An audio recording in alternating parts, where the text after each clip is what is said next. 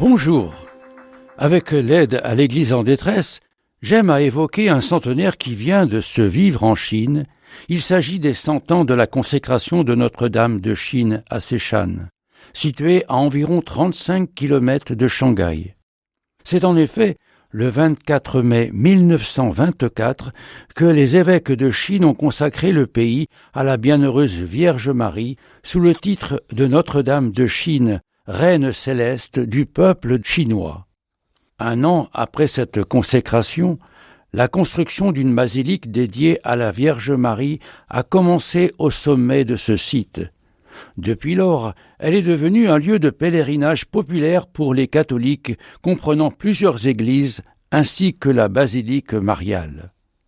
L'histoire de Szechuan remonte à 1863, lorsque les tout premiers missionnaires jésuites se sont installés sur la colline et ont construit la première chapelle à son sommet.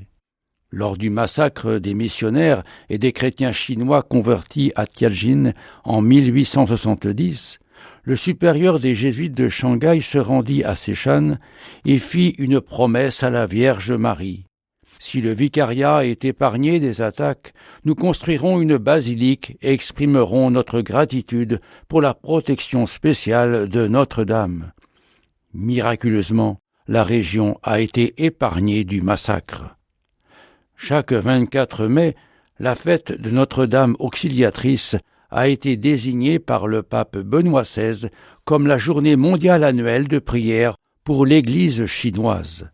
L'AED demande à toutes les personnes de bonne volonté de prier pour l'Église en Chine, afin que les courageux chrétiens persévèrent et qu'ils soient renforcés dans leur foi et soutenus dans toutes les difficultés, angoisses et détresses.